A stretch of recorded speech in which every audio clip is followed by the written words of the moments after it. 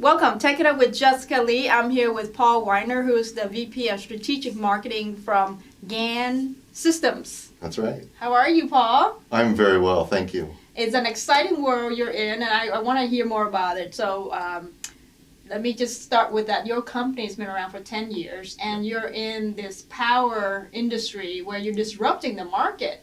So tell us about what the company's doing and why is it getting a lot of attention right now. Yeah, so GaN Systems, we provide a GaN transistor. GaN is gallium nitride. Okay. It's a relatively new technology in power transistors, but it's been around for many years in several industries. It's used to do the blue LEDs that are becoming more popular now. It's used in the communications industry for RF applications. And within the past few years, we've been shipping devices with GaN and power transistors. And why is it attracting a lot of engineers and executives from very large companies? Yeah, so every decade or so, there's an inflection point in innovation within our industry. Okay. And right now, we're at that inflection point with GaN transistors. And they have the characteristics that are much better than silicon transistors that are used widely now. And with those characteristics, silicon transistors that are used many improvements in their systems. So for example, with GaN transistors, they can make their systems 1/4 the size, 1/4 the weight. So what does this mean? In a typical system, you can have your overall system be half the size, a quarter the size. We've even had a couple of customers 1/10 the size of a system.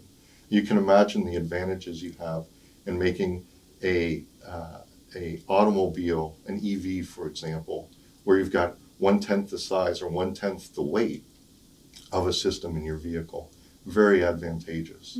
Also with efficiency, we reduce the losses in the system by up to 75%. So that means that the power you get out of that system is almost equivalent to the power you put in, not burning it up in heat, heating a fan or a big heat sink, those sorts of things. Okay. And perhaps most importantly is the systems are lower cost. This is typically 8 to 15% we're finding with customers where their overall system, even though the GaN component is more expensive, the system costs are 8 to 15% lower cost. I see. So overall, there's a tremendous amount of benefits to using your new transistors as opposed to the current technology that's already in a lot of systems. That's right. Yeah. That's absolutely right. So, and it's spread over many different marketplaces. The one we're most familiar with is data, high bandwidth, either at home, on our computers, work computers, or even our phones, right? We want more video content. Yes. Like this, right? People enjoy more video content. Yeah. More video means more data, which means more data centers, which means more storage and servers, more power. Data centers right now consume 2 to 3% of the world's electricity. That's forecasted to go to 5 to 10%. So that's the consumer market. I talked a little bit about EVs and autonomous vehicles. They're going to consume a tremendous amount of power. We've got to make sure that's efficient. And then the industrial space as well. We have Industry 4.0, smart factories, things like that.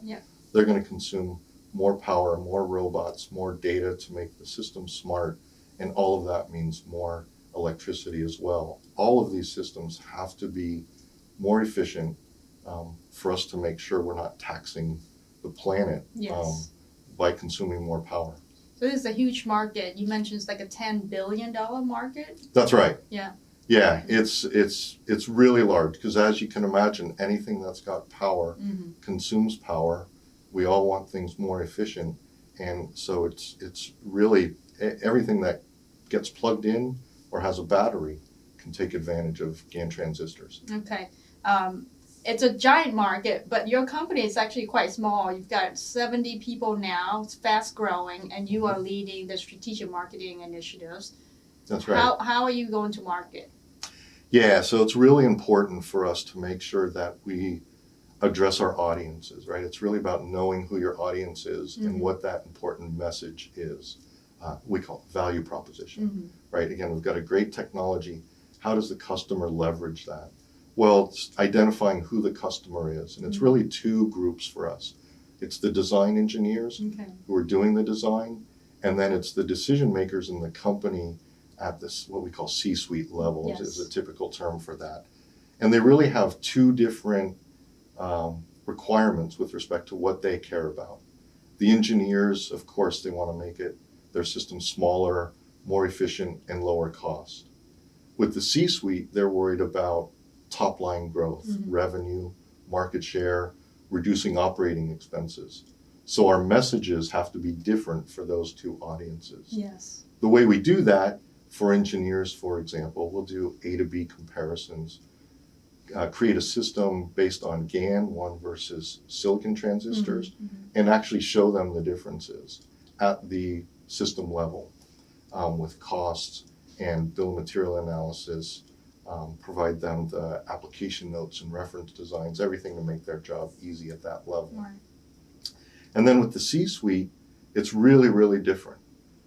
It's really talking to them about what those benefits at the engineering level translate to with respect to their business. So a data center, for example, our messaging there is to the engineer, you can increase your efficiency to 97% on the power supply.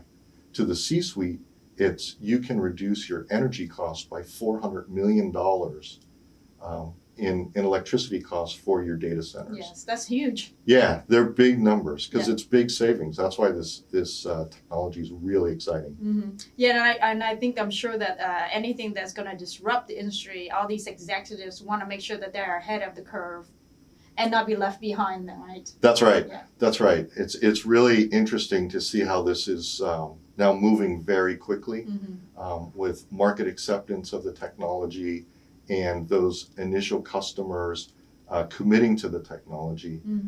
It's almost a race now because nobody wants to be last. Nobody wants to be left out. And they have to make sure that they're taking care of looking at this. Yes, at least investigate, check it out. That's right. Yeah. That's right. Absolutely. And it's, the nice thing about what we do is there's financial benefits, but there's also, good we're doing for the earth. Yes. Right? By making things more efficient, it's helping with corporate social responsibility, right? And companies meeting their goals by being more green, taking steps to use less energy, and we can help them achieve those metrics as well. Okay, well that's a great story to share, and I'm very excited for you. Sounds like you've got a wonderful technology. So tell me some of the challenges that you might have right now, even though I hear that there's a lot of demand, right, which is great, but what are some of the challenges you're facing? Yeah, the challenges, I would say we've gotten over most of them. Really right now it's making sure that we've got the right messages for those C-suites, right? The engineering communities are all excited. In a lot of our industries, again, the C-suite understands the message. Data center is very clear. Automotive, it's very clear, right? We can make an EV increase its range. That's golden for that industry. For some of the other industries, it's less clear, and that's where we're increasing our knowledge, working more with customers on things like field trials and things like that to really get strong proof points for those additional industries, because we believe it can be applied in many, many different industries. We're having great success in several, but we're greedy and we want more. Well, I'm sure like customer testimonials and advocacy programs will be very helpful in those industries that you want to gain more credibility. That's right, and that's something that we did most recently in one of the conferences. Is we had a panel, and rather than us speaking on behalf of our technology, we invited customers in to speak on behalf of us and share their stories. That's right. And it was really nice because we had the CTOs and VP level people at our customers come in and share their success So it's a really strong testimonial that it was real. Mm-hmm. It's not just a engineering experiment. Mm-hmm. There's real benefit at the corporate top line and bottom line with our technology. So in the curve of technology adoption, would you say that it has crossed the chasm? It's now early adoption. It's like beginning to get to the mainstream, or are we at mainstream now?